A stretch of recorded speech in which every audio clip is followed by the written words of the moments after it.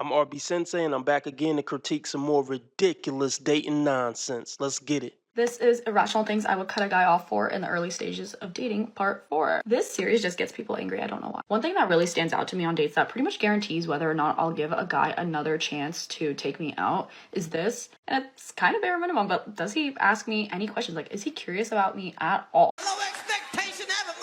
I know that there's guys out there that are going to take me out just because of how I look. They're not really interested in me per se, they're just interested in the arm candy. And I'll be able to tell really quickly by how interested and curious he is about me. And I don't mind a man talking a lot about himself on a first date, but if throughout the date I'm seeing that he has no interest in learning about me or learning about how I think, what my values are, then I know he's not there because he's interested in me. He's there because he wants to be out with an attractive girl. And this will be really evident after the date as well. Does he keep up with me day to day? Is he curious what my day is like? Is he curious to know like what happened at work? How did this interaction go with my friend? Like, there's a certain level of curiosity that a person has for somebody that they're interested in. To be fair, you're nobody interesting. So I don't know why anybody would be interested in getting to know you besides what you look like and how feminine you are. Look, men and women don't start dating someone because their personality is so spectacular and they're so interesting. Women date for money, status, looks. Men date for femininity and looks. Get over it. But if you're expecting a man to care more about, what you think about the stock market than how pretty you are and tight your body is, look, you're never going to match with anybody. What an am I right? I think the rudest, most insufferable people I have ever met are people who look at me dead in the eye and they say, you need to be closer to God, and once you do that, then you'll find your husband. Or they say, you haven't pursued yourself enough. You don't know how to be alone. You need to do that, and then you'll have your husband. You don't love yourself enough. That's why you don't have your husband. Acting like love is like a vending machine. Like, once you put enough in, then you get your boyfriend or your husband. And that's not true at all. As someone who has studied psychology, let me say this with my full chest. I think people who love themselves the most are people who are single. Have you ever wanted to believe in something, even though you knew it couldn't be true? There are about less than a handful of people in my life that I have met that I've genuinely wanted my marriage to look like theirs. What is my point? My point is that I could be married. A lot of my friends could be married. We don't want to settle. We have the ability to be somewhat what you call difficult. It's not difficult. We just have a baseline standard. And if you can't meet that standard, that's okay. A lot of men cannot. Subscribe and hit the bell. It really helps the channel grow. Like and comment as well. Thank you. Once again, this isn't an unattractive young woman. Sounds like she's Christian or whatever. We know her standards are going to be ridiculous. She's looking for tall, handsome Christian Chad with a great job. And she's talking about she doesn't envy any other relationships she know of. Yeah, whatever she's looking for, it's not a real thing. So she's going to be 50 still on social media talking like this. It's very unfortunate. I don't think it's going to be fulfilling. Unfortunately, your life doesn't start until you realize that you are the most important person in the universe. Like, legit, you have to believe that. And in order to believe that, you're just living life for other people. You're living in other people's plots. You're living not for yourself until you realize that what you want, your goals, your dreams, your feelings, your needs, your wants, until you realize and literally embody it, that is the most important thing in the world above anything else. Let's do all the things that you want to do. Dumb chicken needs translation. She has a huge ego, probably narcissistic, and she's going to put herself above you and the family you may create with her for the rest of your lives. And she probably would never stay in a marriage, because it's all about her. And when you're in a marriage or when you start a family, it got to be all about, the marriage and the family. She'll never be wife material. From what I'm hearing in this video, she's not mother material.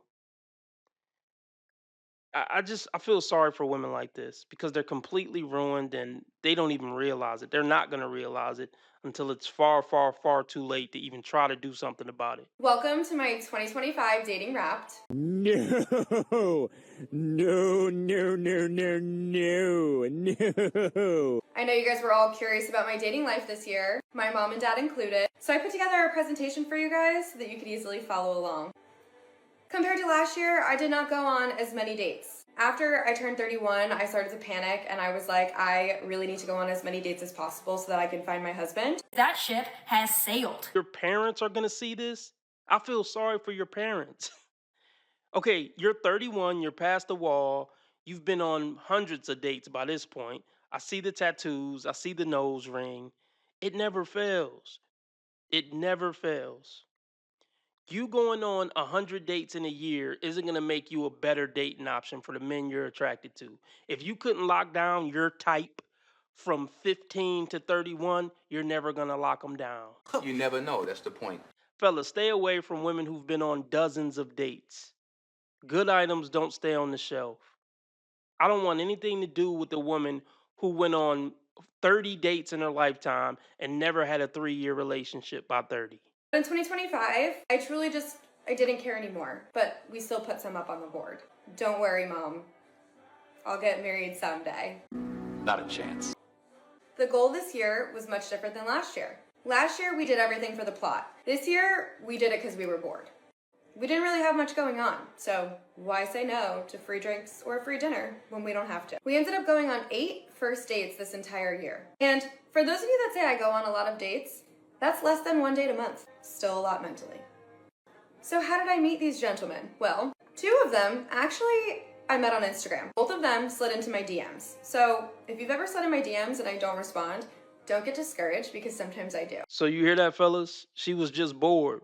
So these guys are going on a date. Some of these guys went on the date to genuinely try to find a connection. Meanwhile, you're just filling up her boring Tuesday. So you wasted your money and your time, and she doesn't have any character, so she doesn't care that she's wasting all these men's money and time. She feels entitled to it because she's female. This is a queen, by the way, from hell, from the gates of hell. Young single woman, take this advice from an almost 50-year-old woman who became a single mom at 35 and ended up getting remarried in her 40s and now has a blended family. Use me as your cautionary tale. I want you right now to romanticize your life. Be so good at loving yourself that anyone else who comes into your life and doesn't love you as much as you love you seems absolutely irrelevant. That way, you are never going to lower your standards just to be with someone. You deserve better than that. And your kids, if you have them, need to see you being loved better than that. Says she almost 50 and she got married in her 40s. We'll see how this turns out, or maybe we won't see, but you know what I'm trying to say. She got a blended family. I would never advise a man to marry a woman over 40 with kids. Because you got to ask yourself, would she have dated me at 25? Absolutely not. You're the nice guy she settled for, who can retire her and whatever, be a father figure to her kids. If she thinks it's anything less than the best, then it's not going to happen. I'm always right in the end. Subscribe and hit the bell. It really helps the channel grow. Like and comment as well. Thank you.